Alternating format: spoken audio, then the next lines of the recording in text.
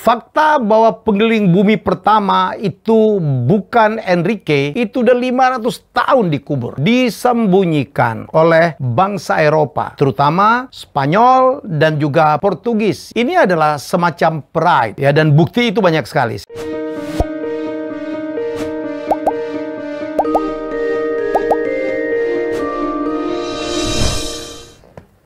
Teman-teman semua, saya akan cerita tentang, ya saya menyebutnya kebanggaan Indonesia yang terlupakan. Yaitu saya akan bicara tentang Enrique Maluku, pemuda Ambon yang merupakan pengeliling bumi pertama.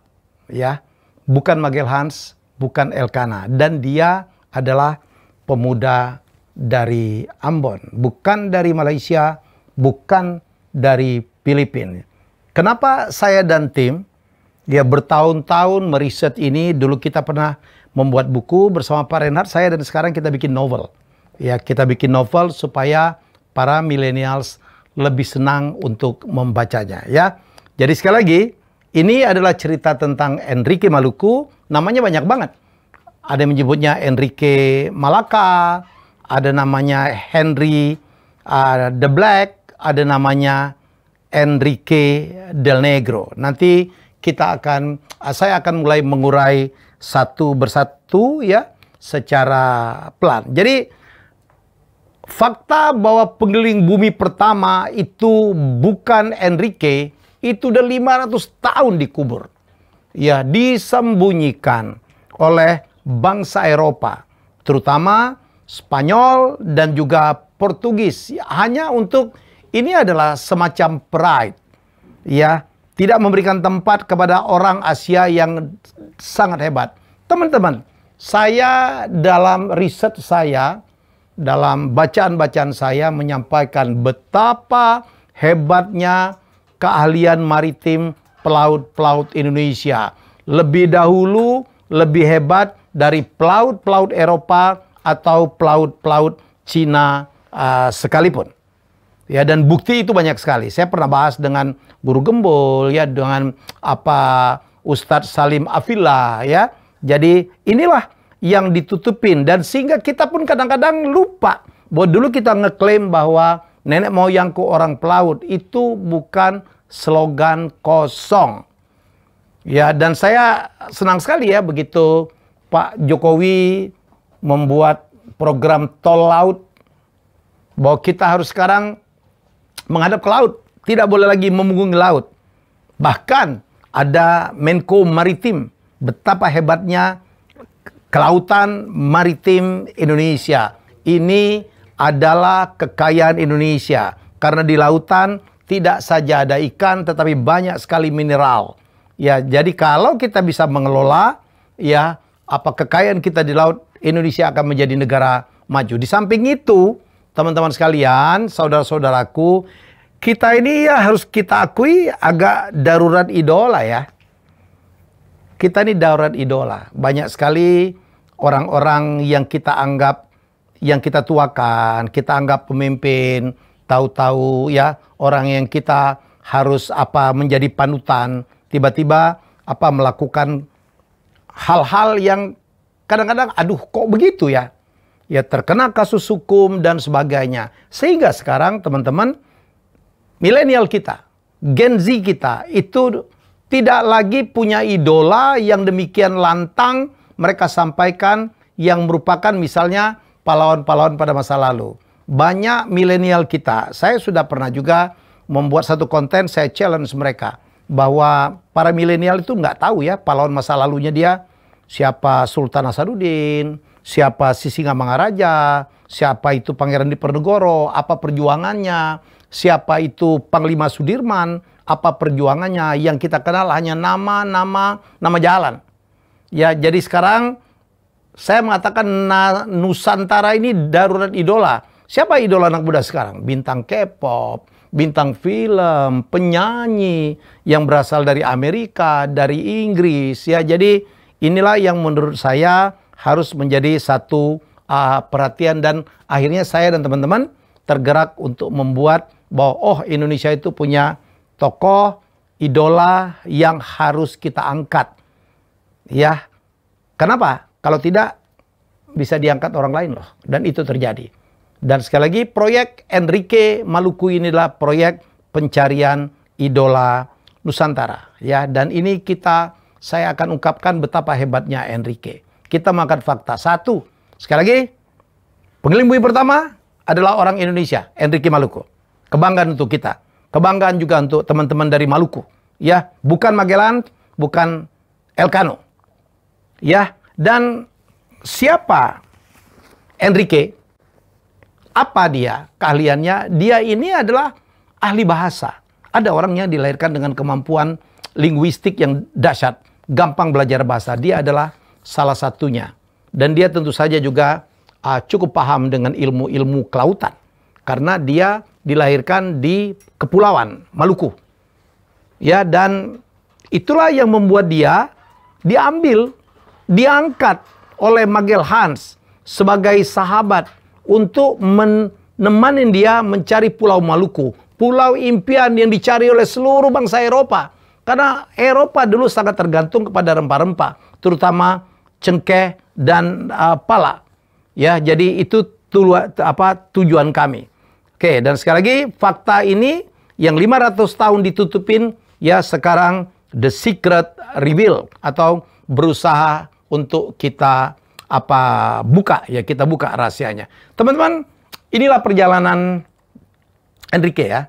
Dia lahir di Maluku, kemudian pada tahun 1508 dia berlayar menuju Demak, ya, kemudian ke Palembang 1509, dia stay di situ, menetap di Palembang, ya beberapa bulan. Jangan lupa hubungan antara Palembang dan Melaka dekat sekali ya. Kenapa? Karena Melaka itu dulu diciptakan oleh Pangeran Palembang yaitu Parameswara. Jadi ini satu kebanggaan juga untuk Indonesia, untuk orang Palembang. Bahwa pendiri Melaka dan pendiri Singapura yang dulu dinamain Temasek itu adalah Pangeran Palembang yang bernama Parameswara. 1509, ya Enrique yang namanya ya sering dipanggil Boy ya. Tidak diketahui nama aslinya yang benar gitu.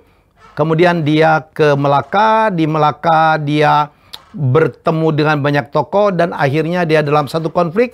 Saat itu adalah Melaka direbut atau dikuasai oleh Portugis, ya, dan kemudian dia bertemu dan diambil oleh seorang pelaut hebat yang bernama Ferdinand Magellan. Dan Magellan waktu itu punya ide, dia melihat Maluku, dia melihat Enrique, pemuda ini orang Ambon nih.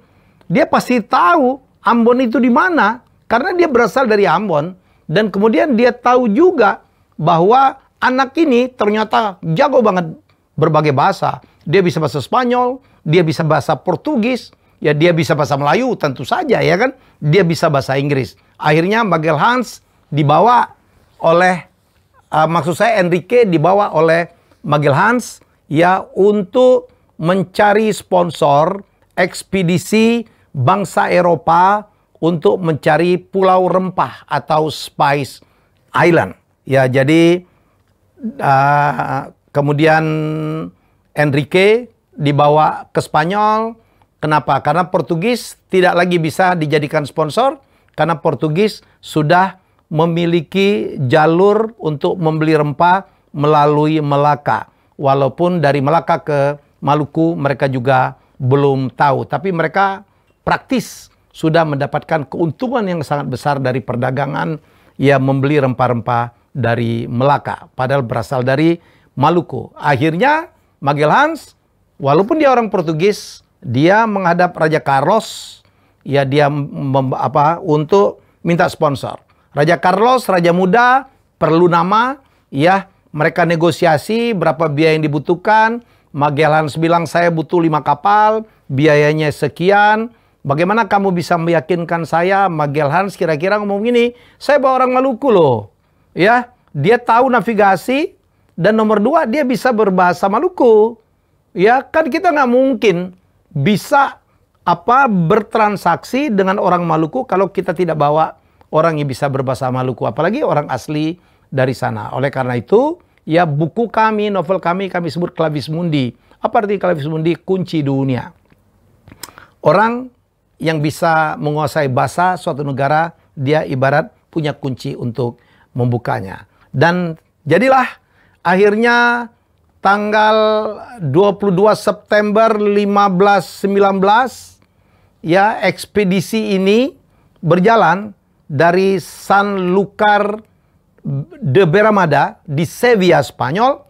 5 kapal berjalan dibiayai oleh Raja Carlos, ya, dipimpin oleh Ferdinand Magelhaens, orang Portugis tetapi memimpin ekspedisi yang lebih dominan dikuasai atau dipenuhi oleh pelaut-pelaut Spanyol. Disitulah drama, ada perang, ada pemberontakan dan sebagainya. Dan ekspedisi ini berangkat ya melalui jalur yang tidak boleh melalui jalurnya Portugis. Portugis itu jalurnya adalah yang tadi, ya, dia turun ke bawah, ya, dari Samudra Atlantik dan kemudian dia ke kanan, ya, menuju Samudra Hindia. Dari Hindia backdoor dia ketemu Melaka dan itu tidak boleh. Spanyol tidak boleh mengikuti jalur itu. Spanyol harus punya jalur sendiri karena mereka punya perjanjian yang disebut dengan Traktat, ya,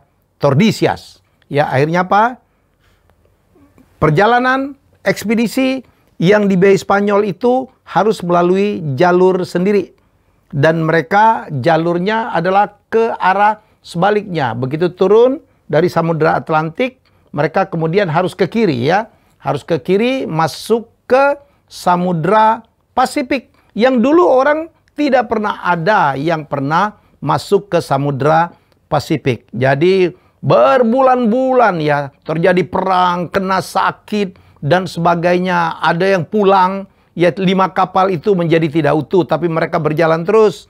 Mereka ke Chile, mereka melewatin Peru, ya mereka ke Amerika Tengah, turun lagi ke bawah, ya kemudian mereka melintas terus masuk ke Samudra Pasifik yang panjang berbulan-bulan dan tidak bertepi. Ada yang stres, mereka makan apa saja dan semua kami ceritakan di novel ini. Dan sebelum itu akhirnya mereka terdampar di Spanyol atau di Filipina Selatan. Nah, teman-teman, di Filipina Selatan ini ada kerajaan-kerajaan kecil, ya, dan di sinilah terjadi konflik peperangan antara ekspedisi, ya, orang-orang ekspedisi dengan kerajaan kecil di Filipina, ya, di Mactan, dan di sini Magellan terbunuh. Itulah yang kami katakan nggak benar tuh pengeliling bumi pertama Magellan karena dia tidak finish. Kemudian ekspedisi ini, ya, dilanjutkan ke Maluku dan kemudian 30 orang selamat berhasil kembali ke Sanlúcar de Barrameda. Itu 3 tahun kemudian, ya, 18 bulan dari mereka menemukan Maluku, 18 bulan berikutnya ekspedisi ini kembali ke titik waktu mereka berangkat dan diklaim juga Elkanah lah, kalau bukan Magelhaens, Elkanah lah pengeliling bumi pertama. Teman-teman, ya, ini yang kami bantah.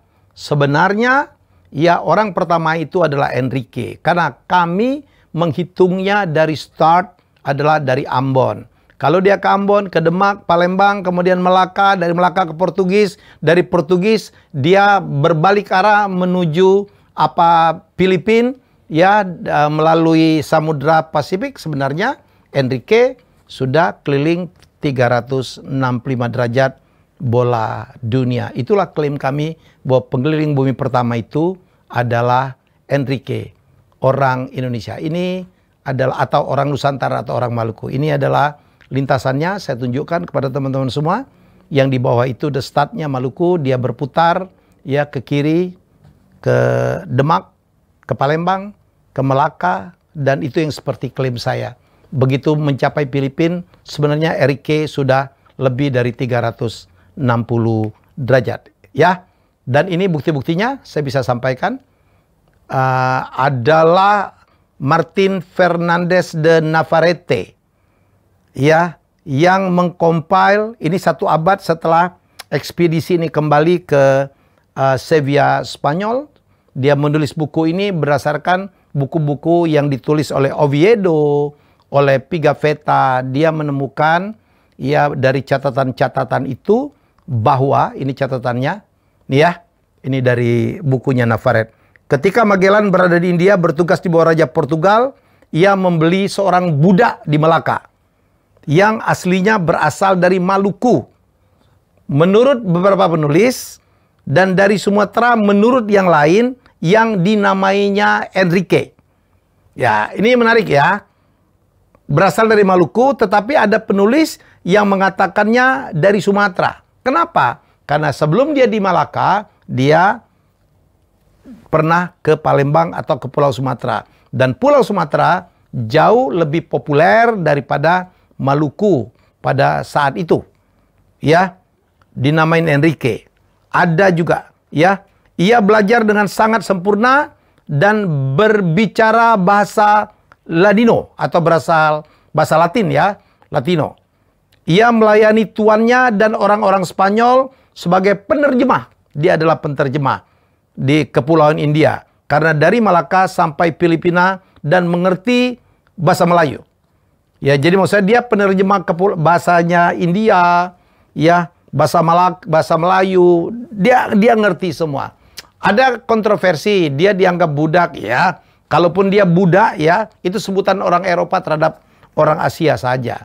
Kalau dia budak, apakah kita bisa menafikan kalau dia mengelilingi bumi 365 derajat? Enggak juga kan, tapi saya ingin menyampaikan kepada Anda, Enrique itu adalah seorang penerjemah. Gajinya dia, Navarrete tulis tuh, adalah urutan keempat di dalam urutan awak kapal. Jadi dia itu adalah orang yang dianggap jabatannya cukup tinggi, terutama oleh Magellan. Walaupun musuh-musuh Magellan si kapal itu mengatakan Enrique itu adalah budak ya. Teman-teman, jadi ini dia. Ada lagi tulisan dari Maximilianus Transylvanus atau Maximilian of Transylvania. Dia ini adalah asisten Raja Carlos. Ingat Raja Carlos itu yang menyponsori perjalanan ekspedisi de Molucca yang dipimpin oleh Magellan. Ya, dia ini waktu itu mewawancarain 18 survivor yang dibawa Elkanah, 18 orang, termasuk Pigafetta. Nanti ada tokoh yang bernama Pigafetta. Pigafetta itu adalah orang yang mencatat perjalanan. Ya, memang diminta oleh Magellan mencatat day by day. Ya, 18 orang selamat, dari 30 diwawancarain oleh Transylvanus, dan ini kalimatnya, Magellan memiliki budak dari Pulau Maluku yang ia bawa dari Malaka. Ia juga fasih berbahasa Spanyol. Makin jelas ya. Jadi kalau ada kemudian klaim-klaim Enrique itu dari Malaka, tidak. Dia ditemukan di Melaka memang. Tapi memang Malaka dan Molucca, yang nama Maluku itu memang ketukar-tukar. Ya, itulah yang membuat ini. Tapi tidak harus membuat kita, negara tetangga kita itu bisa main klaim kalau dia adalah orang dari Melaka atau orang dari Malaysia. Dan ini bukti terakhir, ya, berapa bulan yang lalu, 2019, ada film animasi dibuat oleh siniar Spanyol, judulnya Elcano and Magellan, ya, La Primera Vuelta El Mundo. Ya, di situ dalam satu dialog, menit ke-60 dikatakan, Elcano mendekati Enrique yang terluka dalam pertempuran dengan Lapu-Lapu. Lapu-Lapu itu Raja Filipina. Dan dia ngomong, we'll get you back home, I promise. Kami akan membawamu ke Maluku. Jadi, bahwa benar, ya, ada tokoh bernama Enrique di ekspedisi tersebut. Dan beberapa bukti yang kami dapatkan, dia adalah putra Maluku. Saya dan Renat pun, berapa tahun yang lalu, 2013, sudah menerbitkan buku sejarahnya, perjalanan ini. Dan kita udah bedah buku dengan beberapa profesor dulu dari Universitas Patimura, dihadiri oleh Mendikbud Indonesia, waktu itu adalah Bapak Anies Baswedan, ya. Tapi yang kami buat sekarang adalah novel. Kenapa novel? Karena anak sekarang itu tidak terlalu suka dengan cerita-cerita biopik kering. Ya, kita akhirnya menjadi novel based on history atau novel yang berdasar sejarah. Ya, seperti kalau Anda nonton di Netflix, nonton Ottoman, nonton Marco Polo, nonton Viking, ya, atau Anda nonton Pearl Harbor, produksi Hollywood, jadi ada fiksinya dibikin cerita. Ini dia. Teman-teman, ini yang menarik. Ini menarik nih. Jadi Enrique ini diakui oleh Malaysia.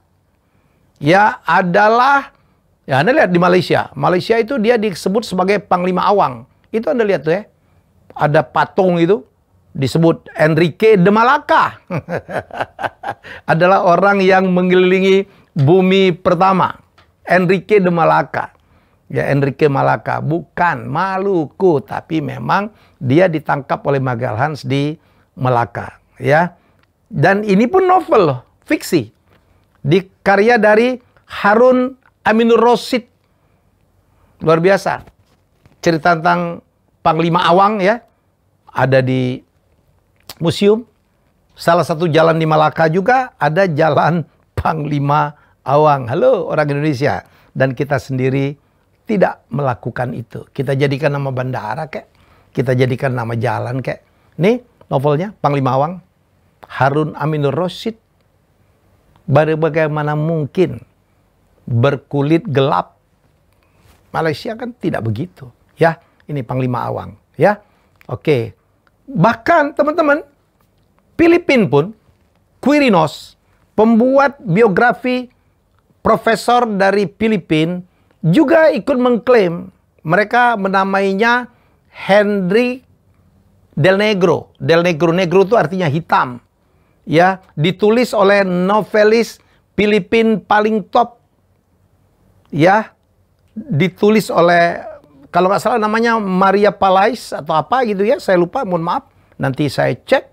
Dan dia mengatakan, oh ini orang Filipina. Kenapa diklaim orang Filipina? Karena pada saat ekspedisi Magellan sampai ke Filipina Selatan, Enrique bisa bicara dengan penduduk setempat. Bisa bicara dengan Raja Lapu-Lapu, Humabon, dan sebagainya. Wow, meyakinkan dia? Orang Filipina dia. Bisa ngomong dengan orang Filipina, orang lupa bahwa Filipina Selatan itu adalah dikuasai oleh Sriwijaya. Dan mereka masih menggunakan bahasa Melayu hingga saat ini. Mereka menggunakan bahasa Indonesia. Dan itu pun akhirnya dibantah. Dan jelas Henry Del Negro. Henry yang berkulit hitam. Apakah ada suku Filipina berkulit hitam? Tidak ada. Itu hanya ada di Indonesia. Ya, itulah dasarnya akhirnya kami membuat novel Clavis Mundi, Legenda Enrique Maluku, Pengeliling Bumi Pertama. Ya, jadi teman-teman, ya saatnya kita mengklaim, saatnya kita ngasih tahu nenek moyangku apa orang pelaut itu bukan slogan kosong. Ya, mari kita sukseskan, mari kita dukung ya apa bahwa kita punya kebanggaan yang selama ini ditutupi, yaitu Enrique Maluku. Cerita tentang Enrique sudah kami buatkan novel, ya sudah mulai bisa dipesan di Helmiaya Stores, Topet, dan Shopee, atau bisa pesan ke 0856 91328307. Silakan. Ya, dan juga akan ada di toko-toko buku ya. Insya Allah kita akan lakukan ya. Dan ini tidak akan kita berhenti. Kita akan ada action figurnya, ada NFT-nya, ada seriesnya, dan juga akan berakhir dengan bentuk film. Demikian cerita saya tentang Enrique Maluku ya. Jadi mohon dukungan ya. Mari kita bangkitkan kebanggaan Indonesia, bahwa Indonesia itu sebenarnya adalah sangat hebat dan kita harus memperjuangkannya. Ya, bukan mempertanyakannya. Bagi yang mau mempertanyakan, persilakan. Saya sangat terbuka, silakan DM saya dan nanti akan kita jawab. Ya, salam Nusantara. Semoga kita ya semakin hebat, semakin hebat, semakin hebat. Salah satunya adalah dengan mengakui, mengapresiasi orang-orang yang pernah berjasa, membangun atau memberikan kebanggaan bagi Indonesia. Bye-bye. Terima kasih sudah menonton Helmiaya Bicara. Jangan lupa untuk like, komen, share, dan subscribe.